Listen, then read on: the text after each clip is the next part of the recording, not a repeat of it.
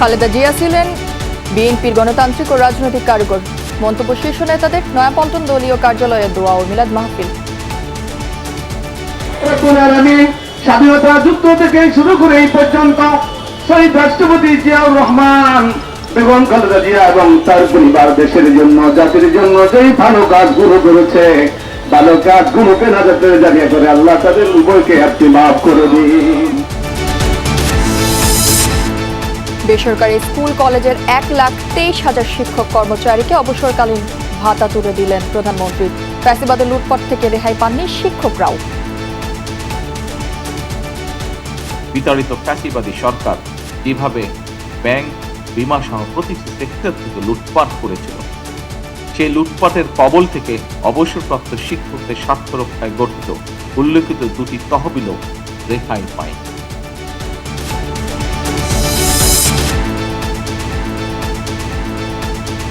Feeling স্টেশনের সামনে যানবাহনের লম্বা সারি, গ্যাস সংকট ব্যাহত শিল্প উৎপাদন, সরবরাহ কিছুটা স্বাভাবিক হচ্ছে আবাসিকে। পাম্পে যায় একের কমলে 100 সিএনজির পরে সিরিয়াল পরে দিনের জন্য নিয়ে রাখতো অফিস টাইম ডিউটি করি। 5টা পাব আছে, 3টা বন্ধ, 2টায় প্রচুর সিরিয়াল। উপজেলা স্বাস্থ্য কমপ্লেক্সের 1,000-এর বেশি আবাসিক ভবন পরিত্যক্ত, বাড়তি ভাড়ার অভিযোগ স্বাস্থ্যকর্মীদের। কোয়ার্টারের বদলে ডরমিটরি নির্মাণের উদ্যোগ।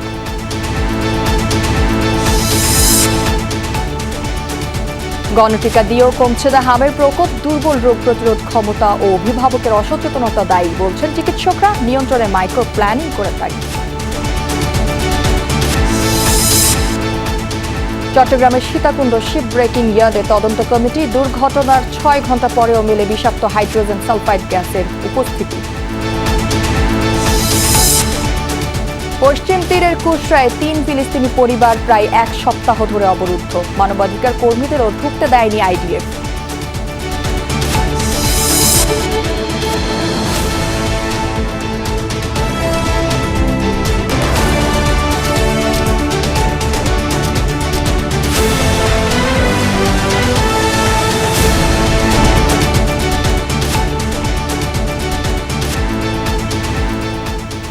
দর্শক সবাইকে আমন্ত্রণ দুপুরে বাংলাদেশে। আপনাদের সাথে আছি আমি রাহেলা জ্যোতি। এতক্ষণ শিরোনাম দেখছিলেন, এবার থাকছে পুরো খবর। বিএনপির গণতান্ত্রিক ও রাজনৈতিক কারিগর ছিলেন বেগম খালেদা জিয়া, এ মন্তব্য করেছেন দলের সদ্য বিদায়ী মহাসচিব মির্জা ফখরুল ইসলাম আলমগীর। সকালে রাজধানীর নয়াপল্টনের সাবেক প্রধানমন্ত্রী বেগম খালেদা জিয়ার ৮২তম জন্মদিনে দোয়া ও মিলাদ মাহফিলে এ কথা বলেন তিনি। বলেন, প্রতিটি মানুষের আশা খালেদা জিয়ার স্বপ্ন বাস্তবায়নে কাজ করে যাবে বিএনপি সরকার। এ সময় দলের স্থায়ী কমিটির সদস্য অর্থমন্ত্রী আমির খসরু মাহমুদ চৌধুরী বলেন, দল ক্ষমতায় এসেছে বলে আপসহীন নেত্রীর নীতি ও আদর্শ ভুলে যাওয়া যাবে না। বিগত 17 বছর রাজনৈতিক কোনো চাপে নতি স্বীকার করেননি বেগম খালেদা জিয়া। এই আদর্শ ধারণ করে দেশ গঠনে ভূমিকা রাখতে নেতাকর্মীদের প্রতি আহ্বান জানান দলের শীর্ষ নেতারা।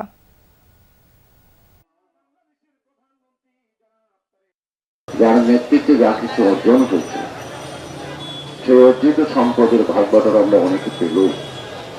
তিনি যখন লড়াই করেছেন, লড়াই মাঠে তিনি কিন্তু সবাইকে পান। আন্দোলন সংগ্রামের মাধ্যমে, দীর্ঘ সংগ্রামের মাধ্যমে স্যাক্রিফাইসের যে রাজনীতি, সেটার পেছনে একটি বিশাল অংশ দাঁড়িয়ে গেছে।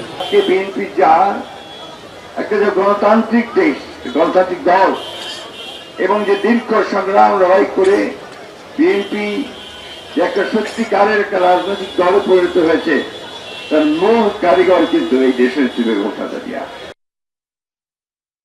প্রধানমন্ত্রী তারেক রহমান বলেছেন, ফ্যাসিবাদী সরকারের লুটপাট থেকে রক্ষা পাননি শিক্ষকরাও। তাদের শ্রম ঘামে অর্জিত তহবিল দেউলিয়া করে দিয়েছিল লুটপাট চক্র। বেসরকারি শিক্ষক কর্মচারীদের অবসর ও কল্যাণ তহবিলের অর্থ প্রদান কার্যক্রম উদ্বোধন করে একথা জানান তিনি। এ সময় প্রধানমন্ত্রী শিক্ষক কর্মচারীদের ব্যাংক হিসাবের অনুকূলে ছাড় করেন 2,035 কোটি টাকা।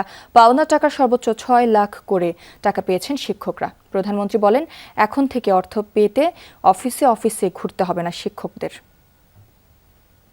মারা গেছে কবরে, তার সন্তানরা, তার স্ত্রী এখনো টাকা পায়নি। চিকিৎসার অভাবে সে মানে চিকিৎসা হয়েছে, কিন্তু হচ্ছে টাকাটা খরচ করতে পারে না এখানে। অবসরে যাওয়া বেসরকারি শিক্ষা প্রতিষ্ঠানের শিক্ষক কর্মচারীদের অবসর ভাতার টাকা পেতে ভোগান্তি যেন নির্মম নিয়তি। অপেক্ষা এত দীর্ঘ যে নিজের শ্রম ঘামে অর্জিত টাকা হাতে না পেয়েই মারা যান 15% শিক্ষক কর্মচারী, যাদের অধিকাংশই শেষ জীবন কাটান ঋণ, রোগ আর হতাশায়। বর্তমানে আমার খুব কষ্ট বাবা, চালার বাড়ি না, খাবার বাড়ি না। এমন আক্ষেপ আর অপেক্ষা বেসরকারি শিক্ষা প্রতিষ্ঠান শিক্ষক ও কর্মচারী অবসর সুবিধা বোর্ডের সব কক্ষেই। অপেক্ষা আছে শিক্ষক কর্মচারী কল্যাণ ট্রাস্টেও। এখন পর্যন্ত শিক্ষকদের সেই পাওনা টাকার পরিমাণ 10,000 কোটি টাকারও বেশি। কোনো লোক অবসরে যাই টাকা সে খাই যেতে পারে না।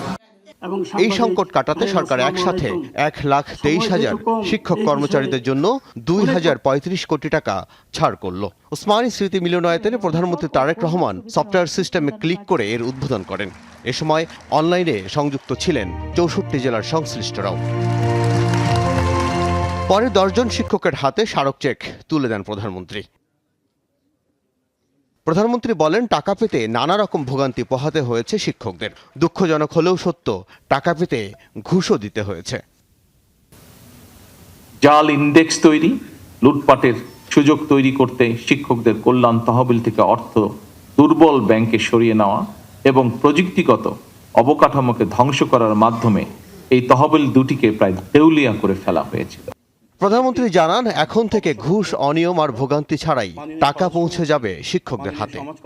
আমাদের সর্বোচ্চ চেষ্টা থাকবে ইনশাল্লাহ আর কোনো ভোগান্তি আপনাদেরকে পোহাতে হবে না। এই সংক্রান্ত বিষয় আমাদের সর্বোচ্চ চেষ্টা থাকবে ইনশাল্লাহ আর কোনো মধ্যস্বত্ব ভোগীর যন্ত্রণা এই বিষয়ে আপনাদেরকে ভোগ করতে হবে না ইনশাল্লাহ।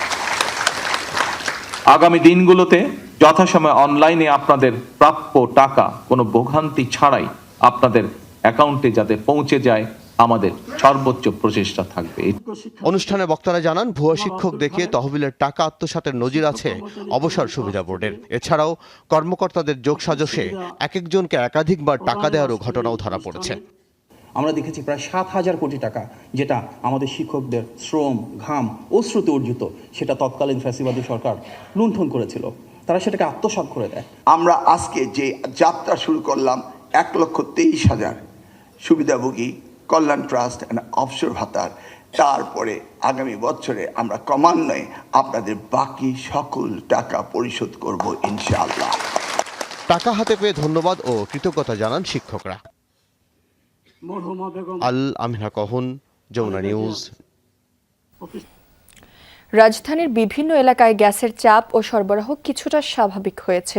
অনেক বাসা বাড়িতেও ফিরেছে গ্যাসের স্বাভাবিক সরবরাহ। তবে সিএনজি ফিলিং স্টেশনগুলোতে এখনও কমেনি ভোগান্তি। শনিবার ভোর থেকে রাজধানীর বিভিন্ন ফিলিং স্টেশনে দেখা গেছে গাড়ির দীর্ঘ সারি। ভোরে লাইনে দাঁড়ানো অনেক চালককে গ্যাস সংগ্রহ করতে অপেক্ষা করতে হয়েছে প্রায় 5 থেকে 6 ঘন্টা। চালকদের অভিযোগ, দীর্ঘদিনের গ্যাস সংকটে একদিকে যেমন ভোগান্তি বেড়েছে, অন্যদিকে গাড়ি নিয়ে ঘন্টার পর ঘন্টা লাইনে থাকার নষ্ট হচ্ছে কর্মঘণ্টা। গ্যাসের সরবরাহ কিছুটা বাড়লেও ফিলিং স্টেশনগুলোতে চাহিদার তুলনায় সরবরাহ এখনো পর্যাপ্ত নয়।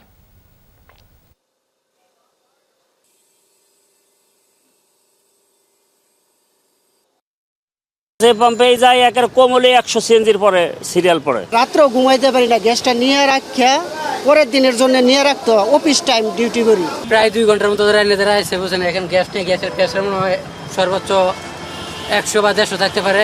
19 বছরে কিছু বেশি এই সিএনজি চালাইতেছি, এর ভিতরে এরকম পরিস্থিতি আর কোনো সময় হয় নাই। 5টা পাম্প আছে, 3টা বন্ধ, 2টায় প্রচুর সিরিয়াল। গ্যাস সংকটে সারা দেশে অনেক পাম্প সাময়িকভাবে বন্ধ রাখা হয়েছে। ব্যাহত শিল্প কারখানার উৎপাদন, চুলা জ্বলছে না অনেক বাসাবাড়িতেও। ফিলিং স্টেশনে ঘন্টার পর ঘন্টা অপেক্ষা করেও মিলছে না কাঙ্ক্ষিত জ্বালানি। বিভিন্ন জেলায় সাময়িকভাবে বন্ধ রাখা হচ্ছে অনেক পাম্প। বিপাকে পড়েছেন সিএনজি অটোরিকশা চালকরা। তীব্র গ্যাস সংকটের প্রভাবে ভোগান্তিতে পড়েছেন আবাসিক গ্রাহকরাও। বাসাবাড়িতে চুলা জ্বলছে না, বাধ্য হয়ে অনেকেই সিলিন্ডার ও বৈদ্যুতিক চুলা ব্যবহার করছেন। শিল্প খাতেও বিরূপ প্রভাব পড়েছে গ্যাস সংকটে। ব্যাহত হচ্ছে উৎপাদন, বহু কারখানা সাময়িকভাবে বন্ধ করা হয়েছে। এতে বিপাকে পড়েছেন শ্রমিকরা। সংশ্লিষ্টরা বলছেন, জাতীয় গ্রিডে গ্যাসের সরবরাহ অনেক কমে যাওয়ায় সংকট তৈরি হয়েছে। এই যে গার্মেন্টস চালাই, কিন্তু গার্মেন্টস মারতে পারি না, রোডের শ্রমিক টানতে পারি না। আজকে 3 দিন ধরে পাম্পে আমরা গ্যাসের লেগা সংকট, বাড়িতে গেলে ফোন দেয় বাজার লয়ে যেতাম না। বাজার আমি কীভাবে নেবো না, গাড়ি লয়ে আমি গাড়ি তো গ্যাস পাতাই না, তো বাজার আমি কীভাবে নেবো? আমরা নর্মালি 15 PSI গভর্নমেন্টের সাথে তিতাসের সাথে কন্ট্রাক্ট, কিন্তু আমরা 3, 4, 2 PSI পাই না। গ্যাস সংকটের সার্বিক পরিস্থিতি জানবো। ঢাকা ও চট্টগ্রাম থেকে যুক্ত হচ্ছেন সহকর্মীরা। বর্তমানে রাজধানীর কুড়িলে আছেন সহকর্মী রেদওয়ান আহমেদ। প্রথমে যাচ্ছি তার কাছে। রেদওয়ান, গ্যাস সংকট কিছুটা কমার কোনো লক্ষণ কি দেখা যাচ্ছে কিনা এবং সার্বিক পরিস্থিতি কেমন দেখতে পাচ্ছেন জানাবেন একটু।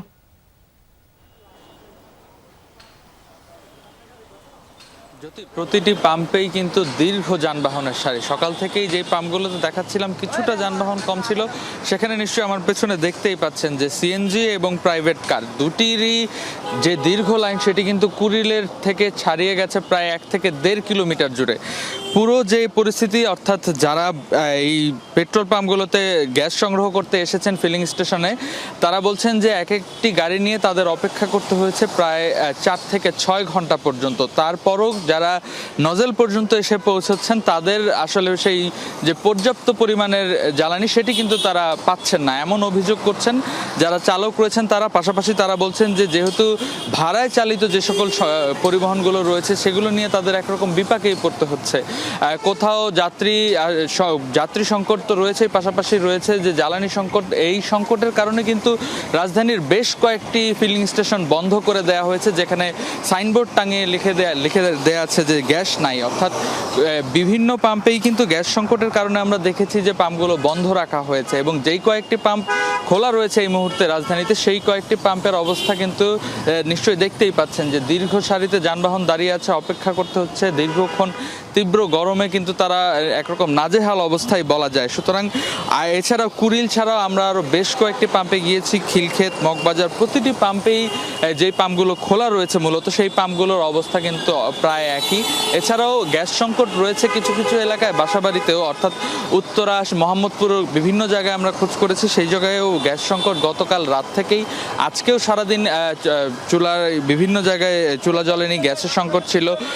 এবং এই যে সংকট কিছু কিছু এলাকায় আজকে দুপুরের পর থেকে কিন্তু কিছুটা কমেছে, তবে পুরোপুরি নিরসন হয়নি। যারা পাম্প মালিকরা রয়েছেন তারা যেটি বলছেন যে গ্যাসের সংকট নিরসনে যদি পর্যাপ্ত সরবরাহ করা যায় সেক্ষেত্রে একমাত্র এই সমস্যা সম্ভব হবে। তারপরেও কিন্তু 2-3 দিন সময় লাগবে এমনটাই জানাচ্ছেন তারা। অর্থাৎ রাজধানীতে বেশ কয়েকটি পাম্প ঘুরে এখন পর্যন্ত যে ভোগান্তির চিত্র সেটি আমরা দেখাচ্ছিলাম। এই মুহূর্তে আমরা যেতে চাই চট্টগ্রামে, সেখানে রয়েছেন আমার সহকর্মী জুবায়ের রিফাত।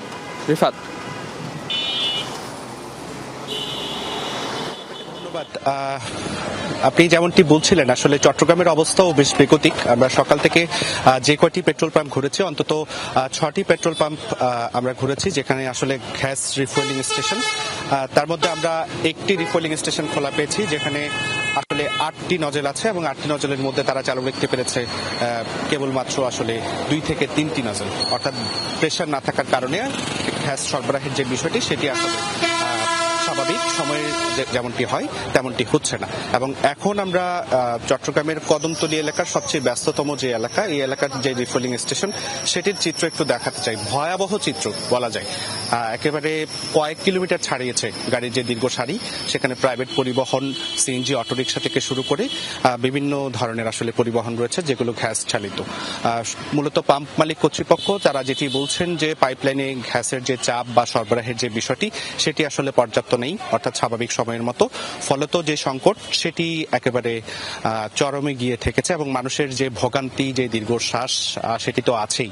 সিএনজি চালকরা যেটি বলছেন যে ঊর্ধ্বতন কর্তৃপক্ষ থেকে যদি বলে দেওয়া হয় গ্যাস আসলে কখন নাগাদ দেওয়া হবে, সেক্ষেত্রে তারা বাসাবাড়ি থেকে বের হবেন এবং বের হয়ে এই যে গ্যাস পাম্পগুলো আছে সেগুলোতে আসলে সিরিয়াল দিবেন। এখন মূলত যে সংকটটি তৈরি হয়েছে সেটি হলো 10 থেকে 12 ঘন্টা 14 ঘন্টা ধরে তাদের অপেক্ষা করতে হয়। সব মিলিয়ে এই যে সংকট, মানুষের যে ভোগান্তি সেটি দীর্ঘ থেকে দীর্ঘতর হচ্ছে এবং সেটি হয়ে চলেছে। এবং দুপুর 12টা পর্যন্ত আসলে এই পাম্পটিতে গ্যাস সরবরাহ স্বাভাবিক থাকলেও এখন পর্যন্ত আসলে গ্যাস দেওয়ার কোনো চিহ্ন আমরা এখন পর্যন্ত দেখছি না। পুরো চট্টগ্রামেই কিন্তু আমরা একই অবস্থা দেখতে পাচ্ছি, এবং অধিকাংশ গ্যাস পাম্প কিন্তু বন্ধ রয়েছে। অর্থাৎ মানুষের যে দীর্ঘশ্বাস, যে ভোগান্তি সেটি কিন্তু ক্রমশ বেড়েই চলেছে। জ্যোতি, এই ছিল চট্টগ্রামের সর্বশেষ খবরাখবর। রিফাত, আপনাকে ধন্যবাদ। মহেশখালীর ভাসমান দুটি সামিট ও এক্সিলারেট এনার্জির এলএনজি টার্মিনাল থেকে গ্যাস সরবরাহ আবার স্বাভাবিক হয়েছে। এতে জাতীয় গ্রিডে গ্যাসের সরবরাহ বেড়েছে। নতুন এলএনজি বহনকারী জাহাজ টার্মিনালে পৌঁছানোর পর আজ ভোর 4টা থেকে সরবরাহ স্বাভাবিক হয়। বৈরী আবহাওয়ার কারণে সামিট এলএনজি টার্মিনালে গ্যাস সরবরাহ কমে যায়। বর্তমানে সামিট টার্মিনাল থেকে দৈনিক প্রায় 460 মিলিয়ন ঘনফুট এবং এক্সিলারেট এনার্জি টার্মিনাল থেকে প্রায় 300 মিলিয়ন ঘনফুট গ্যাস জাতীয় গ্রিডে সরবরাহ করা হচ্ছে। আগামী 19 আগস্টের মধ্যে মেরামত কাজ শেষ হলে উভয় টার্মিনাল থেকে দৈনিক স্বাভাবিক 1100 মিলিয়ন ঘনফুট গ্যাস সরবরাহ শুরু হবে। চিকিৎসার জন্য কাউকে যেন দেশের বাইরে যেতে না হয় কিংবা আর্থিক কারণে কেউ যাতে স্বাস্থ্য সেবা বঞ্চিত না হয়, এমন একটি কল্যাণমুখী রাষ্ট্র প্রতিষ্ঠা করতে চায় সরকার। রাজধানী national institute of neurosciences and হাসপাতালের নতুন ভবন উদ্বোধন করে একথা বলেন প্রধানমন্ত্রী তারেক রহমান। জানান, শিশুদের জন্য অক্টোবর 200 শয্যার 5টি বিশেষায়িত হাসপাতাল চালু করবে সরকার। এছাড়া ই-হেলথ কার্ডের মাধ্যমে দেশে একটি কার্যকর রেফারেল সিস্টেম গড়ে তোলার কাজ শুরু হয়েছে বলেও জানান তিনি। মস্তিষ্ক, মেরুদণ্ড ও মানবদেহের স্নায়ুতন্ত্র সংক্রান্ত জটিল রোগের চিকিৎসায় 2006 সালে রাজধানীতে নিউরোসায়েন্স হাসপাতাল করার উদ্যোগ নেয় বেগম খালেদা জিয়া সরকার। দীর্ঘদিন পর তারই সন্তান প্রধানমন্ত্রী তারেক রহমান এলেন হাসপাতালটির দ্বিতীয় ভবন উদ্বোধনে। 500 শয্যা বিশিষ্ট আধুনিক ভবনে থাকছে আইসিইউ, অপারেশন থিয়েটার, ডায়াগনস্টিক সহ নানা সুবিধা। প্রধানমন্ত্রী তার স্ত্রী ডাক্তার জোবাইদা রহমানকে নিয়ে ঘুরে দেখেন হাসপাতালের বিভিন্ন বিভাগ, খোঁজ নেন রোগীদের বিদ্যমান সুযোগ সুবিধার। তারেক রহমান বলেন, স্বাস্থ্যসেবা কেবল মৌলিক অধিকার নয়, এটি জাতির অর্থনৈতিক ও উন্নতির চাবিকাঠি। স্বাস্থ্যসেবা সহজলভ্য ও সবার জন্য সমানভাবে প্রাপ্ত হওয়া জরুরি বলেও মন্তব্য করেন তিনি। আধুনিক স্বাস্থ্য ব্যবস্থার লক্ষ্য কেবল অবকাঠামো ও প্রযুক্তির সম্প্রসারণ নয়, বরং উন্নত প্রযুক্তি, দক্ষ মানব সম্পদ, সুশাসন এবং সময়োপযোগী নীতির সমন্বয়ের মাধ্যমেই দেশের প্রতিটি মানুষের জন্য সহজলভ্য, সাশ্রয়ী এবং মানসম্মত চিকিৎসা সেবা নিশ্চিত করাই মূল লক্ষ্য। সরকার এমন একটি কল্যাণমুখী রাষ্ট্র প্রতিষ্ঠা করতে প্রতিশ্রুতিবদ্ধ, যেখানে চিকিৎসা পাওয়ার জন্য কোনো নাগরিককে দেশের বাইরে হতে যেতে হবে না, কিংবা কেউ অর্থ অভাবে স্বাস্থ্যসেবা থেকে ইনশাল্লাহ বঞ্চিত হবে না। প্রান্তিক পর্যায়ের রোগীদের কষ্ট কমাতে স্বাস্থ্য খাত নিয়ে সরকারের পরিকল্পনার কথাও জানান প্রধানমন্ত্রী। প্রত্যন্ত অঞ্চলের একজন রোগী যাতে যে কোনো চিকিৎসার জন্য প্রচুর অর্থ ব্যয় করে রাজধানীতে আসতে না হয়, এজন্য সরকার ই-হেলথ কার্ডের মাধ্যমে একটি আধুনিক ও কার্যকর রেফারেল সিস্টেম গড়ে তোলার পাশাপাশি চিকিৎসা সুবিধা মানুষের দোরগোড়ায় পৌঁছে দেওয়ার জন্য কাজ শুরু করেছে। একইভাবে শিশু স্বাস্থ্যের প্রতিও সরকার বিশেষভাবে নজর দিয়েছে। এরই অংশ হিসাবে খুলনা, বরিশাল, রংপুর ও রাজশাহী বিভাগ এবং কুমিল্লা জেলায় একটি করে 200 শয্যা বিশিষ্ট বিশেষায়িত শিশু হাসপাতাল চালু করার কাজ শুরু করেছে। সরকার ইনশাল্লাহ আগামী অক্টোবর মাসে এই একযোগে এই 5টি বিশেষায়িত শিশু হাসপাতাল চালু করতে সক্ষম হবে ইনশাল্লাহ। চিকিৎসক, রোগী ও রোগী স্বজনদের মধ্যে পারস্পরিক আস্থার পরিবর্তে যদি নিরাপত্তাহীনতা তৈরি হয়, তবে সরকারের কোনো চেষ্টাই কাজে লাগবে না বলেও মন্তব্য করেন তিনি। রোগীর মানসিক অবস্থা বোঝা এবং রোগীর সঙ্গে সম্মানজনক আচরণ চিকিৎসার মান অনেক বাড়িয়ে দেয়। আরিফিন শাকিল, যমুনা নিউজ, ঢাকা। কোনোটি পরিত্যক্ত, কোনোটিতে থাকে না কেউ, 2-1টিতে থাকেন 2-4 জন। এমনই অবস্থা উপজেলা স্বাস্থ্য কমপ্লেক্সের আবাসিক ভবনগুলোর। চিকিৎসক, নার্স ও অন্যান্য কর্মীদের জন্য বানানো হয় ভবনগুলো। এর মধ্যে ব্যবহার অনুপযোগী বা পরিত্যক্ত 1038টি ভবন। স্বাস্থ্যকর্মীরা বলছেন, বাইরের তুলনায় কোয়ার্টার ভাড়া বেশি। স্বাস্থ্য প্রকৌশল অধিদপ্তর বলছে, বিষয়টি বিবেচনায় নিয়ে এখন থেকে কোয়ার্টার বদলে ডরমিটরি নির্মাণ করছেন তারা। জিহাদ ইসলামের তোলা ছবিতে হাসান মিসবার প্রতিবেদন। এ যেন বৃক্ষবাড়ি। ভবনে থাকে না মানুষ, তাই সেখানে গাছ-গাছালির বসতি। সংসার পেতেছে পোকামাকড়ের দল। দূর থেকে দেখে মনে হতে পারে এগুলো যেন ঐতিহাসিক স্থাপনা। বাগেরহাটের মোরেলগঞ্জ স্বাস্থ্য কমপ্লেক্সে আবাসিক ভবন 7টি। এই ভবনটি পরিত্যক্ত না হলেও থাকে না কেউ। বারান্দায় গজিয়েছে বটগাছ। কেশবপুর স্বাস্থ্য কমপ্লেক্সের আবাসিক এলাকাটি বেশ বড়। বাঁধানো পুকুরঘাট আর লম্বা গাছের সারিতে এক একটি ভবন, কিন্তু বেশিরভাগই ফাঁকা, কোনোটি আবার পরিত্যক্ত। 433টি স্বাস্থ্য কমপ্লেক্সে কোয়ার্টারের সংখ্যা 2500-এর বেশি, যার মধ্যে 676টি পরিত্যক্ত আর 822টি ডরমিটরির মধ্যে বসবাসের অনুপযোগী 362টি। নতুন ভবনের অনেক ইউনিটও ফাঁকা। স্বাস্থ্যকর্মীরা বলছেন কোয়ার্টারের ভাড়া বেশি। কোয়ার্টারগুলো তো এখন নষ্ট হয়ে আছে, সে তো দীর্ঘদিন ধরেই ভাঙাচোরা, তারপর পানির লাইন টাইন এগুলো ঠিকঠাক নাই, জানলা দরজা ভাঙা। উপজেলার ভিত্তিতে তো বাহিরে থাকলে টাকা খরচ কম হয়, আমাদের যেটা বেসিকের 40% আমাদের দেয় সেটা তো কেটে নেয় কোয়ার্টারে থাকলে, কিন্তু কোয়ার্টার তো বসবাসের যোগ্য নাই। কোয়ার্টারে থাকলে অনেক বাসা ভাড়া কেটে নেয়, আর বাইরে থাকলে একটু কম হয়ে যাবে। কোয়ার্টারগুলো ফাঁকা থাকলেও বসবাসের পরিবেশ এবং সুযোগ সুবিধা নিয়েও আছে প্রশ্ন। ব্যবস্থা নেই রক্ষণাবেক্ষণেরও। গ্রামে যখনই আমি অর্ধেক মূল্যে বাইরে একটা বেটার বাড়ি পাই, তাহলে আমি ওই স্বাস্থ্য কমপ্লেক্সের স্যাঁতস্যাঁতে পুরনো বাড়ি যেটার পলেস্তারা খসে পড়ছে, আমি কেন থাকবো ওখানে? কিন্তু আইডিয়ালি কি, একজন চিকিৎসক, একজন নার্স কিন্তু হাসপাতাল কম্পাউন্ডে যদি থাকে তাহলে রুগীরা বেটার সেবা পায়। সরকারি কর্মকর্তা কর্মচারীদের মূল বেতনের সঙ্গে বাড়ি ভাড়া ভাতা যুক্ত হয় এলাকা অনুযায়ী। সিটি কর্পোরেশন এলাকায় তা 55% আর এর বাইরে 40%-এর মতো। কেউ সরকারি কোয়ার্টারে না থাকলে এই টাকা যুক্ত হয় বেতনের সঙ্গে। কোয়ার্টার না থাকে তখন বলে কোয়ার্টার নাই, আর থাকলে গিয়ে বাইরে থাকে। হ্যাঁ, কিছু কিছু করতে পারে, বা সব ক্ষেত্রে যে করে তা না। আমি থাকে না অনেক জায়গায়, এটাও সত্য, বাট এগুলি তো গ্রাজুয়াল ম্যাটার, আস্তে আস্তে আগাতে হবে। সিঙ্গেল রুমের ইউনিটই হলো ডরমিটরি। ভাড়া মূল বেতনের 10 থেকে 15%। স্বাস্থ্য প্রকৌশল অধিদপ্তর বলছে কোয়ার্টারের বদলে এখন তারা ডরমিটরি নির্মাণ করছেন। আগে ছিল আমরা আবাসিক কোয়ার্টার, কিন্তু ম্যাক্সিমাম পরিত্যক্ত হয়ে গেছে, অনেকে রিমোট এরিয়া যেতে চায় না। এই জন্য আমাদের ওই থিম থেকে বেরোয় আমরা এখন ডরমিটরি গেছি। এখন আমরা সব উপজেলা স্বাস্থ্য কমপ্লেক্সে আমরা ডর্ম করতেছি, মানে ডরমিটরি করতেছি। উপজেলা স্বাস্থ্য কমপ্লেক্সে 6 ধরনের কোয়ার্টার থাকে।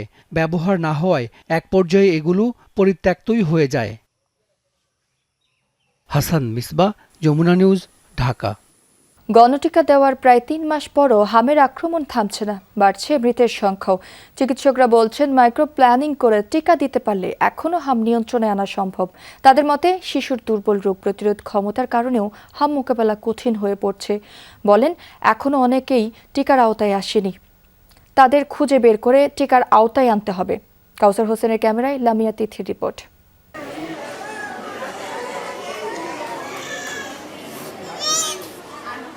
যে ছোট্ট মুখটায় সারাদিন হাসি লেগে থাকার কথা, আজ সেই মুখটা জ্বরে ক্লান্ত আর নিস্তেজ। অসহায় চোখে শুধু মায়ের দিকে তাকিয়ে রয়েছে। টাঙ্গাইল থেকে আসা এই ছোট্ট শিশুটির নাম মুনতাহা, বয়স মাত্র 9 মাস। এই 9 মাস বয়সে কথা ছিল শিশুটি দাপিয়ে বেড়াবে সারা ঘর। তবে এখন তার দিন কাটছে হাসপাতালের বিছানায়। গত 4 দিন যাবৎ ভর্তি ছিলাম ওইখানে। 4 দিনে মানে ডাক্তার গতকালকে বললো যে ভালো অনেকটা কমে গেছে, তখন মানে আমাদের বেটে দিয়ে দিল। কিন্তু আসার পরে আজকে মনে হতেছে যে আমরা মানে ডাক্তার বলতেছে যে ভালো আছে, কিন্তু আমরা ভালো পাচ্ছি না। মুনতাহার মতো এমন অনেক শিশু হাসপাতালের বিছানায় হাম নিয়ে কাতরাচ্ছে। অভিভাবকরা বলছেন এখনও জেলা উপজেলা পর্যায়ে হাম চিহ্নিত করতে সময় লাগছে। প্রতিদিন হামে আক্রান্ত হচ্ছে 1000-এর বেশি শিশু। এখন পর্যন্ত হাম ও এর উপসর্গে শিশু মৃত্যু হয়েছে প্রায় 900। বাবু বেশি অসুস্থ ছিল, তাই জন্য ঢাকা নিয়ে আসছি। আজকে ঢাকা 4 দিন যাব, অনেকটা আল্লাহর রহমতে সুস্থ হয়েছে। এই 10 দিন হইতে যাই জ্বর, ঠান্ডা জ্বর আছে তো এইতে ডাক্তার দেখাইছি। এখন এখানে তো আবার যাইয়ে অনেক সিরিয়াস ভাবে যাইয়ে অসুস্থ। গত বৃহস্পতিবার দিন আসছিলাম, ডেঙ্গু, হাম প্লাস নিউমোনিয়া, ওই বুকের ইনফেকশন এগুলো নিয়ে। এখন আজকে 8 দিন। জ্বর ছিল 7 দিন, গেছে শনিবার থেকে সকালে হাম দেখছিলাম। হাম দেখে রবিবার দিন দুপুরে 1টা বাজে আমরা এখানে ভর্তি হয়েছি। হাম ভালো হয়ে গেছে, আর হলো শ্বাসকষ্ট আছে দেখা আমরা রাখছে। বাংলাদেশ শিশু হাসপাতাল ও ইনস্টিটিউটের অধ্যাপক আতিকুল ইসলাম জানান এখনও অনেক জায়গা ভ্যাকসিনেশনের আওতায় আনা সম্ভব হয়নি, যার কারণে এখনও হাম নিয়ন্ত্রণে আসেনি। নিয়ন্ত্রণ আনার জন্য আমি মনে করি 1 নম্বর হলো ভ্যাকসিনেশন মাস্ট, এবং পকেট খুঁজে খুঁজে খুঁজে খুঁজে বাড়ি বাড়ি গিয়ে এটা মানে সার্চ করা যে এই বাচ্চারা ভ্যাকসিন দিছে কিনা। কারণ অনেক সময় সচেতন না মারা, যে তার ভ্যাকসিন দেওয়া হয়, না দেওয়া থাকলে সেন্টারে পাঠান। আর দ্বিতীয়ত হলো ব্রেস্ট ফিডিংয়ের উপর জোর দিতে হবে। জনস্বাস্থ্য বিশেষজ্ঞ জানালেন, গবেষণা সংস্থার তথ্যে বিভ্রান্ত হয়েছে সরকার। আরও যাচাই বাছাই করে টিকা নিয়ে মাইক্রো প্ল্যানিং করা দরকার, না হলে টিকার সফলতা আসবে না বলেও মনে করেন এই বিশেষজ্ঞ। যদি সেই বস্তি এলাকায় তারা মানে দিনের পর দিন এসে সেখানেই টিকাদান কেন্দ্র করতেন, তাহলে ওই বাচ্চাগুলো সকালে না হয় বিকালে না হয় সন্ধ্যা তারা টিকাটা দিয়ে যেত। সেটা এবারে করা হয়নি। টিকা আনার পরেও যে টিকা এখনও পর্যন্ত ঘাটতি আছে, এটা তো স্বীকার করতে রাজি না। এবং সবচেয়ে বড় কথা, ইউনিসেফ বলেছে এখন থেকে 2 মাস আগে পরিস্থিতি নিয়ন্ত্রণ হয়ে গেছে। এটাকে খুবই বিভ্রান্ত করেছে সরকারকে। কারণ স্বভাবতই ইউনিসেফের কথা, WHO কথা সরকারের নীতি নির্ধারকরা এবং জনগণ অধিক মাত্রায় বিশ্বাস করে। তারা যখন এভাবে একটা মানে অসম্পূর্ণ তথ্য দিয়ে বিভ্রান্ত করেছে, সেটা তো তারা ক্ষতিপূরণ করা উচিত। 95% শিশুকে টিকা দেওয়ার লক্ষ্যমাত্রা এখনও অর্জিত হয়নি বলেও মনে করেন এই জনস্বাস্থ্য বিশেষজ্ঞ। এখন তারা স্বীকার করছে অনেক দিন পরে যে কোনো জায়গায় 95% শিশু টিকা পায়নি, বিশেষ করে যারা বঞ্চিত শিশু। লামিয়া তিথি, যমুনা নিউজ, ঢাকা। বাংলাদেশের সাথে বন্ধুত্ব আরও শক্তিশালী করতে একসাথে কাজ করতে চায় ভারত। একথা জানিয়ে ঢাকায় নিযুক্ত দেশটির হাইকমিশনার দীনেশ ত্রিবেদী বলেন, ঢাকার সাথে ব্যবসা বাণিজ্য, যোগাযোগ, নিরাপত্তা ও স্বাস্থ্য খাতে অংশীদারিত্ব বাড়াচ্ছে দিল্লি। ঢাকায় ভারতীয় হাইকমিশনে দেশটির 80তম স্বাধীনতা দিবসে পতাকা উত্তোলন অনুষ্ঠানে এসব কথা বলেন তিনি। হাইকমিশনার আরও বলেন, জনগণের সঙ্গে জনগণের যোগাযোগই দুই দেশের দীর্ঘস্থায়ী বন্ধুত্বের মূল ভিত্তি। তাই অভিন্ন সমৃদ্ধি অর্জনে বাংলাদেশ ও ভারতকে একসঙ্গে কাজ করার আহ্বান জানান তিনি। পরে ভারতের রাষ্ট্রপতির শুভেচ্ছা বার্তা পড়ে শোনান হাইকমিশনার। অনুষ্ঠানের শুরুতে ভারতের জাতীয় সঙ্গীতের সঙ্গে পতাকা উত্তোলন করেন দীনেশ ত্রিবেদী। অনুষ্ঠানে হাইকমিশনের কর্মকর্তা, কর্মচারী, ঢাকায় বসবাসরত ভারতের নাগরিক ছাড়াও বাংলাদেশের বিভিন্ন ক্ষেত্রের অতিথিরা অংশ নেন। It is only fitting to reflect on special relationship we share with Bangladesh, the roots of our respective freedom struggles and deeply entwined, built on this solid bedrock of shared history, mutual respect and partnership continues to flourish. নিরাপত্তা ত্রুটি নিয়েই চলছিল চট্টগ্রামের সীতাকুণ্ডের Ferdous still shipyard. শ্রমিকদের সুরক্ষায় কোনো ব্যবস্থা নেই। 3 দফা নোটিশ দেওয়ার পরও পাল্টায়নি চিত্র। শুক্রবার গ্যাস বিষক্রিয়ায় 9 শ্রমিকের মৃত্যু এবং 25 জন আহতের পর টনক নড়ে। গ্যাস মুক্ত না করেই ঝুঁকিপূর্ণভাবে জাহাজ কাটার প্রমাণ মেলে। ঘটনা তদন্তে এখন পর্যন্ত 3টি কমিটি গঠন হয়েছে, তবে মামলা হয়নি এখনও। হতাহতরাও পায়নি ক্ষতিপূরণ। এই সেই স্ক্র্যাপ জাহাজ যেটির ট্যাঙ্কে কাজ করতে গিয়ে প্রাণ হারায় 9 জন শ্রমিক। শনিবার সকালে শিপ ইয়ার্ডটিতে তদন্তে গিয়ে বিস্ফোরক অধিদপ্তর জানায়, ঘটনার 6 ঘন্টা পর গিয়েও সেখানে বাতাসে 10.8 ppm মাত্রার বিষাক্ত হাইড্রোজেন সালফাইডের উপস্থিতি মিলেছে, যা থাকার কথা ছিল 0। ধারণা করা হচ্ছে দুর্ঘটনার সময় সেখানে বাতাসে হাইড্রোজেন সালফাইডের উপস্থিতি ছিল 100 ppm এর বেশি। গ্যাস মুক্ত না করে জাহাজ কাটার কারণেই এই দুর্ঘটনা।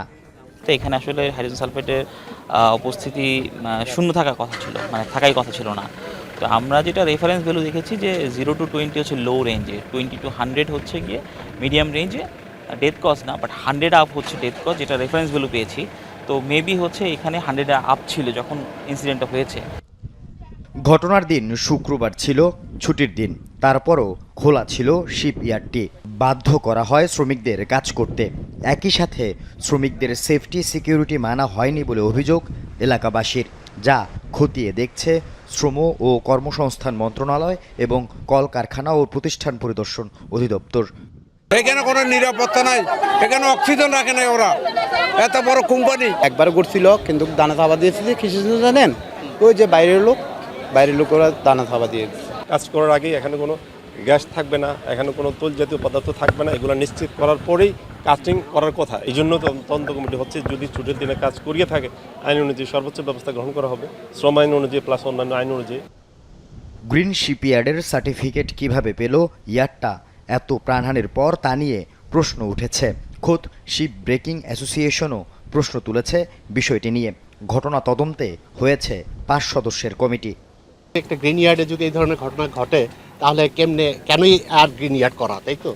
বাট আমরা চেষ্টা করব যাতে এটা তদন্ত হয় এবং এটা আসল বিষয়টা বেরিয়ে আসে এবং ভবিষ্যতে যাতে এই ধরনের ঘটনা না ঘটে সেই পদক্ষেপটা আমাদের এখন বিবেচনার বিষয়। এদিকে ঘটনা তদন্তে জেলা প্রশাসনের পাশাপাশি 11 সদস্যের তদন্ত কমিটি গঠন করেছে শিল্প মন্ত্রণালয়। প্রতিষ্ঠানটির দুর্ঘটনার আগে ও পরে সকল অনিয়ম, ঘাটতি ও অবহেলা তদন্ত প্রতিবেদনে তুলে আনা হবে বলছেন শিল্প সচিব।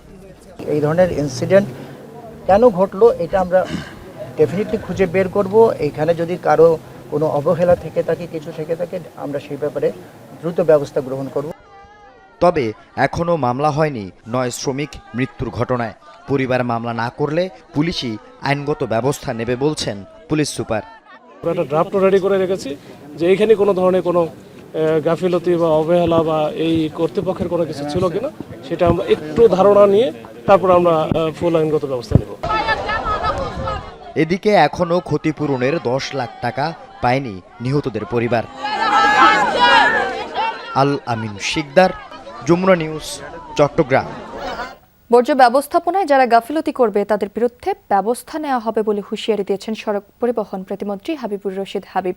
দুপুরে রাজধানীর সবুজবাগের বরদেশ্বরী কালীমাতা মন্দিরে বৃক্ষরোপণ ও মৎস্য অবমুক্তকরণ কর্মসূচির উদ্বোধন অনুষ্ঠানে যোগ দেন তিনি। জানান, শুধু প্রশাসনকে দোষ দিলে হবে না, নেতা কর্মীদেরও সচেতন হতে হবে।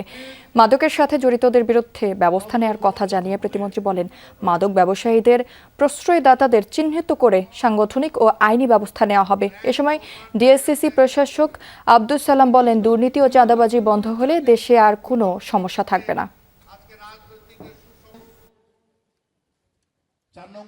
যারা এই মাদকের সাথে জড়িত, সন্ত্রাস চাঁদাবাজির সাথে জড়িত, তাদেরকে আইনের আওতায় আনেন। বর্জ্য নিয়ে কোন রকম গাফিলতি যদি করেন, আপনাদের বিরুদ্ধে সাংগঠনিক এবং ব্যবস্থা গ্রহণ করতে বাধ্য হব। দুর্নীতি, চাঁদাবাজ যদি এটা বন্ধ করা যায়, দেশের অর্থের কোনো সমস্যা নাই। জয়পুরহাটের ক্ষেতলালে এক যুবককে পিটিয়ে হত্যার অভিযোগ উঠেছে। ভোরে উপজেলার মহব্বতপুর এলাকায় রাস্তার উপর থেকে মরদেহটি উদ্ধার করা হয়। নিহতের নাম বাদশাহ। আহত অবস্থায় একজনকে উদ্ধার করা হয়। আহত মাজিদুল জানান, শুক্রবার বিকেলে জামালগঞ্জ চারমাথা এলাকায় যাচ্ছিল তারা। এ সময় চোর সন্দেহে তাদেরকে আটক করে ওই এলাকার কয়েকজন। এক পর্যায়ে তাদের তুলে নিয়ে একটি বাড়িতে আটকে রাখে। পরে পদ্মপুকুর পাড় এলাকায় নিয়ে হাত পা বেঁধে মারধর করে। জড়িতদের শনাক্তে কাজ করছে পুলিশ।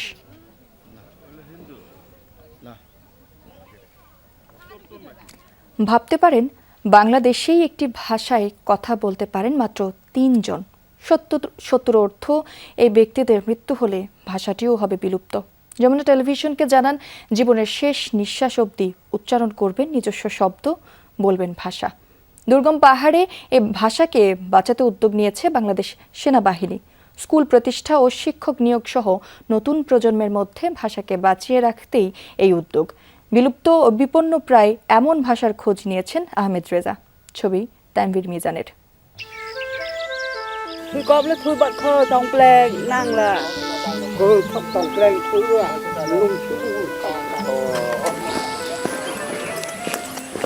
বান্দরবানের আলীকদমের ক্রাসিং পাড়া। স্বাভাবিকের তুলনায় দুর্গম, দূরবর্তী পাহাড়ি এই গ্রাম। উপজেলা সদর থেকে 12 কিলোমিটার দূরের এই গ্রামে হারিয়ে যাওয়া এক ভাষার খোঁজে যমুনা টেলিভিশন। বন্ধুর পথ পেরুতে 3 ধাপে ভ্রমণ করতে হয়। প্রথমে বান্দরবান সদর থেকে কিছুটা গাড়ির পথ, পরে নৌকায় প্রায় 2 ঘন্টার যাত্রা, এরপর পাহাড়ের গা বেয়ে ট্রেইল ট্রেকিং বা পায়ে হাঁটা। বৃষ্টির মধ্যে যখন আমরা দীর্ঘ পথ পাড়ি দিয়ে পৌঁছলাম ক্রাসিং পাড়ায়, তখন সন্ধ্যা। এখানেই বয়োবৃদ্ধ 3 জন কথা বলছিলেন একটি ভাষায়, যার নাম রেংমিটচা। বিস্ময়কর হলেও সত্য, শুধু তারা 3 জনই এই ভাষায় সাবলীলভাবে কথা বলতে পারেন, যাদের মধ্যে 2 জন নারীর একই নাম কুনরাও ম্রো। একজনের বয়স 60, অপরজনের 75। মাংপুং ম্রো হলেন পুরুষের নাম।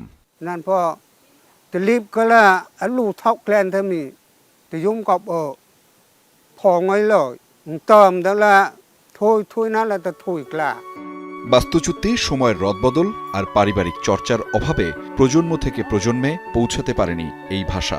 ফলে প্রতিদিন হারিয়ে যাচ্ছে হাজার বছরের ঐতিহ্য, সংস্কৃতি। cài lù khiên om lòng mà ta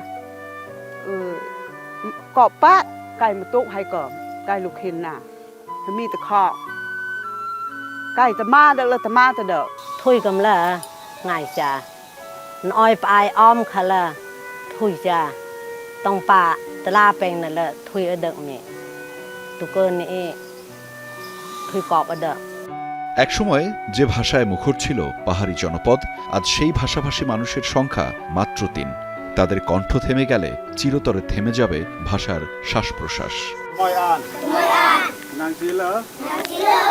তবে ঠিক এখানেই নতুনভাবে শুরু করেছে বাংলাদেশ সেনাবাহিনী। রেংমিটচা ভাষা বাঁচিয়ে রাখতে দুর্গম পাহাড়ে নতুন প্রজন্মের জন্য তৈরি করেছে স্কুল, যেখানে শিক্ষার্থীদের সুবিধা প্রদান ও শিক্ষক যুক্ত করেছেন। পাহাড়ের ভাষাকে বাঁচিয়ে রাখতেই বাহিনীর এই উদ্যোগ। মায়ের ভাষা যদি হারায় যায় কত দুনিয়া অনেক কষ্ট আছে, সেজন্য আমি নিজের প্ল্যান করে উদ্যোগ করে কষ্ট করে ওই যে আমি নিজে ঘরে এরকম বসা বা শিখায়। একটি ভাষার মৃত্যু হলে শুধু কিছু শব্দ হারিয়ে যায় না, হারিয়ে যায় একটি জাতির স্মৃতি, ইতিহাস, পরিচয় আর পৃথিবীকে দেখার অনন্য দৃষ্টিভঙ্গি। রেংমিটচা একটি পাহাড়ি জনগোষ্ঠীর ভাষা, যে ভাষাটি আজ প্রায় মৃতপ্রায়। আমার সামনের যে জনগোষ্ঠী দেখছেন তারা কেবল এই ৩ জন এই ভাষাটি জানেন, আর নতুন প্রজন্মের মধ্যে এই ভাষা শেখানোর প্রক্রিয়া চলছে। মূলত এই পুরো আয়োজনটি করেছে বাংলাদেশ সেনাবাহিনী, যাদের তত্ত্বাবধানে পাহাড়ের আনাচে কানাচে যে মৃতপ্রায় ভাষাগুলো রয়েছে তা আবার পুনর্জাগরণের উদ্যোগ নেওয়া হয়েছে। আহমেদ রেজা, যমুনা নিউজ, আলীকদম, বান্দরবান। ছেলের বিয়ের আর মাত্র 2 দিন বাকি, অথচ বিয়ের পোশাক নয়, ছেলের ছবি হাতে নিয়ে ভূমিকম্পে বিধ্বস্ত এক ভবনের ধ্বংসস্তূপে সন্তানকে খুঁজে চলেছেন এক বাবা। এ দৃশ্য কলম্বিয়ার। জরুরি বিভাগের কর্মীদের সাথে কাঁধে কাঁধ মিলিয়ে কাজ করে যাচ্ছেন হার্নান গিরালদো। এখনও আশা বেঁচে ফিরবে ছেলে, একবার জড়িয়ে ধরবেন জীবিত সন্তানকে। পরিবার জুড়ে ছিল বিয়ের আনন্দের আমেজ, অধীর আগ্রহে চলছিল দিন গণনা, কিন্তু সোমবারের ভয়াবহ ভূমিকম্পে মুহূর্তে বদলে দেয় সেই গল্প। 24 বছরের হুয়ান ফিলিপেকে ঘিরে পরিবারের এত আয়োজন, 6 দিন ধরে নিখোঁজ সে। বোগোতা থেকে কাজের জন্য পেরিয়ায় গিয়েছিলেন হুয়ান, উঠেছিলেন হোটেল ডিবেনির একটি কক্ষে। 7.4 মাত্রার ভূমিকম্পে ধসে পড়ে ভবনটি। ধ্বংসস্তূপে পরিণত হওয়া স্থাপনার সামনে দিনরাত অপেক্ষা করছেন তার বাবা হার্নান গিরালদো, হাতে ছেলের ছবি। একটাই আশা, বেঁচে আছে তার ছেলে। উদ্ধারকারীদের সাথে কাঁধ মিলিয়ে চেষ্টা করছেন ছেলেকে জীবিত খুঁজে বের করার। আমি শুধু আমার ছেলেকে জীবিত অবস্থায় একবার জড়িয়ে ধরতে চাই। সোমবার রাত থেকেই এখানে আছি, তখন থেকেই তাকে খুঁজছি, যতটা পারছি উদ্ধার কাজেও সাহায্য করছি। সময় যত গড়াচ্ছে বাড়ছে উদ্বেগ, তবুও হাল ছাড়তে নারাজ হার্নান। শুধু বাবা নন, ওয়ানের ফেরার অপেক্ষায় তার বাগদত্তা নাতালিয়া পাতিনো ও 2 বছরের সন্তানও। উদ্ধারকারীরাও যথাযথ চেষ্টা করছে নিখোঁজ হওয়া জোয়ানকে তার বাবার কাছে ফিরিয়ে দিতে। থার্মাল ক্যামেরা দিয়ে চলছে তল্লাশি, প্রতিটি শব্দ, প্রতিটি সংকেত খুঁজে দেখা হচ্ছে খুব সতর্কভাবে। উদ্ধারকারীরাও ধারণা করছেন ধ্বংসস্তূপের নিচে এখনো জীবিত রয়েছে মানুষ। সম্ভবত ধ্বংসস্তূপের নিচে 4 জন মানুষ জীবিত আছে। আমরা তাদের খুঁজে বের করার সব চেষ্টাই করছি। অতীতেও ধ্বংসস্তূপের নিচে চাপা পড়ার বেশ কয়েকদিন পরেও জীবিত উদ্ধারের ঘটনা হয়েছে, তাই হুয়ানকে জীবিত উদ্ধারের আশা ছাড়ছেন না উদ্ধারকারীরাও। মাহমুদ সাকিব, যমুনা নিউজ। অমানবিক আচরণের চূড়ান্ত দৃষ্টান্ত স্থাপন করছে ইসরায়েলি দখলদাররা। পশ্চিম তীরের কুশরা শহরে প্রায় 1 সপ্তাহ ধরে 3 ফিলিস্তিনি পরিবারকে পুরোপুরি অবরুদ্ধ করে রেখেছে অবৈধ বসতি স্থাপনকারীরা। পানি ও বিদ্যুৎ সংযোগ না থাকায় চরম মানবেতর জীবন কাটাচ্ছেন অন্তত 15 ফিলিস্তিনি। সবশেষ ইসরায়েল ও বিভিন্ন দেশের প্রায় 100 মানবাধিকার কর্মী খাবার নিয়ে ওই পরিবারগুলোর কাছে পৌঁছানোর চেষ্টা করলে তাদের আটকে দিয়েছে IDF। এই ঘটনায় বিশ্বজুড়ে উঠেছে সমালোচনার ঝড়। ইসরায়েলি দখলদারদের নৃশংসতায় পশ্চিম তীরের কুশরা শহরে টানা 1 সপ্তাহ ধরে অবরুদ্ধ 3 ফিলিস্তিনি পরিবার। তাদের কাছে খাবার পানি পৌঁছানোর চেষ্টা মানবাধিকার কর্মীদের। প্রায় 100 মানবাধিকার কর্মীর এই বহরও অবশ্য শেষ পর্যন্ত পৌঁছাতে ব্যর্থ হয়েছে চরম মানবেতর জীবনযাপন করা ওই 15 ফিলিস্তিনির কাছে। তাদের আটকে দিয়েছে ইসরায়েলের সামরিক বাহিনী। বাধ্য হয়ে বাড়ির বাইরেই খাবার রেখে এসেছেন তারা। আমরা গেট পর্যন্ত পৌঁছাতে পেরেছিলাম। সেখানে দায়িত্বরত সেনাবাহিনীর সদস্যরা বাধা দেন। এটি নিষিদ্ধ সামরিক এলাকা বলে দাবি করেন। যদি এমন কিছু হয়ে থাকে তবে বসতি স্থাপনকারীদের ক্ষেত্রেও প্রযোজ্য হওয়ার কথা, কিন্তু আমরা তাদের এলাকাটিতে ঘুরে বেড়াতে দেখেছি। বসতি স্থাপনকারীরা সামরিক বিধিনিষেধ অমান্য করলেও তাদের বাধা দেয়া হয় না, কিন্তু যখনই কোনো অধিকার কর্মী বা সাধারণ ফিলিস্তিনি রাস্তায় নামেন এবং এসব এলাকায় প্রবেশ করেন তখনই তাদের সেখান থেকে জোরপূর্বক বের করে দেয়া হয়। অমানবিক এই ঘটনার সূত্রপাত গত রোববার। দখলের উদ্দেশ্যে 3 ফিলিস্তিনি পরিবারকে অবরুদ্ধ করতে বাড়ির আশপাশের সড়ক পাথর দিয়ে বন্ধ করে দেয় ইসরায়েলিরা। বন্ধ করে দেয়া হয় পানি ও বিদ্যুৎ সংযোগ। পরে ইসরায়েলি সেনারা সেখানে পৌঁছে ফিলিস্তিনি পরিবারগুলোকে সাময়িকভাবে বাড়ি ছাড়ার নির্দেশ দেন। বেদখল হওয়ার ভয়ে রাজি হয়নি বাসিন্দারা। এখন এক বাড়িতে আশ্রয় নিয়েছেন 3 পরিবার। অবৈধ দখলদারিত্বের লক্ষ্যে পশ্চিম তীরের অন্যান্য স্থানেও বেড়েছে ইসরায়েলি বর্বরতা। এসব ঘটনায় বিশ্বজুড়ে উঠেছে নিন্দার ঝড়। এমনকি সমালোচনা করছে তেল আবিবের মিত্ররাও, যদিও এখনও নীরব ইসরায়েলের সরকার। রয়টার্সের তথ্য, প্রকাশ্যে সেটেলারদের সহিংসতায় নিন্দা জানাতে নেতানিয়াহুর ওপর চাপ প্রয়োগ করছে যুক্তরাষ্ট্র। মোস্তফা মাহমুদ, যমুনা নিউজ। বিমানবাহী রণতরী আব্রাহাম লিঙ্কনের দীর্ঘ অভিযাত্রা প্রভাব ফেলতে পারে সমগ্র মার্কিন নৌবাহিনীর প্রস্তুতিতে। পুনরায় মোতায়েনের আগে রক্ষণাবেক্ষণে ব্যয় হতে পারে লম্বা সময়। হঠাৎ কোনো সংঘাতময় পরিস্থিতিতে পড়লেও তৎক্ষণাৎ ব্যবহার উপযোগী নাও হতে পারে এই রণতরী। এছাড়া দীর্ঘ অভিযানের ধকলে অনেক নাবিকই মনোবল হারিয়ে ফেলতে পারেন। এমনকি হয়তো নৌবাহিনীতেই থাকতে চাইবেন না অনেকে। রয়টার্সকে দেওয়া এক সামরিক বিশ্লেষকের সাক্ষাৎকারে উঠে এসেছে এমন সতর্কবার্তা। প্রায় 9 মাস ধরে সাগরে মোতায়েন মার্কিন অত্যাধুনিক বিমানবাহী রণতরী ইউএসএস আব্রাহাম লিঙ্কন, যা স্বাভাবিকের চেয়ে প্রায় 2 মাস বেশি। এর মধ্যে গেল 6 মাসে মাত্র 2 বার সুযোগ হয়েছে ভূমির সংস্পর্শে আসার। সমুদ্রযাত্রায় একটি রণতরীর এতটা দীর্ঘ সময় মোতায়েন থাকা নৌবাহিনীর সামগ্রিক প্রস্তুতির উপর ব্যাপক প্রভাব ফেলতে পারে। যুদ্ধকালীন পরিস্থিতিতে নাবিকদের আরও ঝুঁকিতে পড়ার শঙ্কাও তৈরি হয়, যা উঠে এসেছে বিশ্লেষকের বর্ণনায়। এটা খুবই একঘেয়ে এবং তা নাবিকদের উপর ব্যাপক প্রভাব ফেলে। তাদের অভিযান তুলনামূলকভাবে বেশি চাপের, কারণ তাদের দীর্ঘ সময় ফ্লাইট অপারেট করা লাগে। অনেক ক্ষেত্রেই এই একঘেয়েমির মাঝেই দ্রুত পদক্ষেপের সিদ্ধান্ত নেয়ার প্রয়োজন পড়ে, যা আরও চাপ তৈরি করে। তবে মূল সমস্যা তৈরি হবে যখন দীর্ঘ সামুদ্রিক অভিযাত্রা শেষে আব্রাহাম লিঙ্কন তার বেইজ স্টেশনে ফেরত আসবে। পুনরায় কোনো সংঘাত বা যুদ্ধকালীন পরিস্থিতিতে এটিকে মোতায়েন করতে হলে দিতে হতে পারে দীর্ঘ সময়ের মাশুল। কেননা যত বেশি দিন একটি রণতরী মিশনে থাকবে, ঠিক সেই অনুপাতে এটি রক্ষণাবেক্ষণের সময় বৃদ্ধি পাবে। এই বিমানবাহী রণতরীগুলো যখন ফিরে আসবে তখন তাদের রক্ষণাবেক্ষণের জন্য একটি বড় সময় দিতে হবে, কারণ এগুলো দীর্ঘ সময়ের মোতায়েন ছিল। নাবিকেরাও ক্লান্ত ও পরিশ্রান্ত থাকবে, খুব সম্ভবত নৌবাহিনীতে পুনরায় থাকার ইচ্ছা প্রকাশ করবে না। সুতরাং মার্কিন নৌবাহিনী এখন একটি প্রস্তুতিগত চ্যালেঞ্জের মুখোমুখি। ইউএসএস আব্রাহাম লিঙ্কনের বর্তমান সংকটের কিছু কারণও উঠে এসেছে বিশ্লেষকের ব্যাখ্যায়, যাতে নাবিকদের মনোবল হারানোর বিষয়টিও তুলে ধরা হয়েছে। মধ্যপ্রাচ্যের অন্যতম সমস্যা এই মুহূর্তে পারস্য উপসাগরের কোনো বন্দরে প্রবেশ করা যাচ্ছে না, তাই সবকিছু অন্য পথে নিতে হচ্ছে, কিছু ক্ষেত্রে হর্ন অফ আফ্রিকা হয়ে। ফলে রণতরীর রসদ এবং খাবারের মতো অতি প্রয়োজনীয় পণ্য সরবরাহ করা খুব কঠিন, বিশেষ করে তাজা খাবার, ফলমূল ও শাকসবজি। এই পরিস্থিতিতে জাহাজে পৌঁছানো সম্ভব হচ্ছে না। 2025-এর 21 নভেম্বর থেকে সাগরে ইউএসএস আব্রাহাম লিঙ্কন। এর চেয়েও বেশি 326 দিন সাগরে মোতায়েন ছিল ইউএসএস জেরাল্ড আর ফোর্ড। কিন্তু 11 মাসের ওই অভিযাত্রায় বেশ কয়েকবারই ভূমির সংস্পর্শ পেয়েছিল নাবিকেরা। অনিক রহমান, যমুনা নিউজ। দর্শক, এই ছিল দুপুরে বাংলাদেশে। এতক্ষণ যারা সাথে ছিলেন সবাইকে ধন্যবাদ।